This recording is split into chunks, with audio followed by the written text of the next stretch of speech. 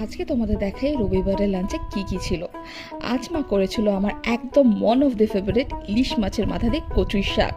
এমনিতেই আমার কচুর শাক, কচু বাটা যে কোনো শাক ভীষণ প্রিয়, আর সঙ্গে যখন থাকে ইলিশ মাছের মাথা দিয়ে কচুর শাক, তাহলে তো ব্যাপারটাই একদম আলাদা।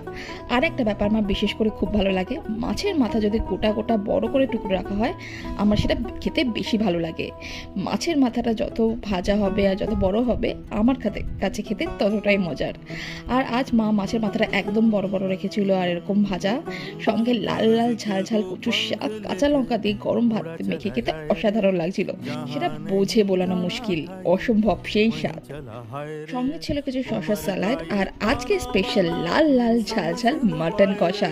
মাটনের ক্ষেত্রে আমার নিজস্ব একটা পছন্দ আছে, মাটন একদম বেশি কুক হয়ে যাক বা নরম হয়ে যাক, সেটা আমার খুব একটা ভালো লাগে না, বরং একটু টেনে খেতে হয়, যেটাকে বলে মাটনটা একটু টেন্ডার কিন্তু হালকা চিউই, সেরকম হলে আমার বেশি ভালো লাগে। আর আজকের মাটনটা একদম ঠিক তেমনই হয়েছিল, ভালো করে কষানো, পিসগুলো নরম আর একটু টান ছিল, ভাতের সঙ্গে মেখে খেতে, আর সঙ্গে মাংসের আলু, উফ, একেবারে জমে গিয়েছিল।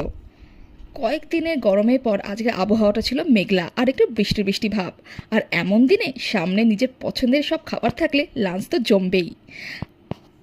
শেষে ছিল আমার প্রিয় আনারসের চাটনি। হ্যাঁ, আমের চাটনি থেকেও আমার আনারসের চাটনি বেশি ভালো লাগে।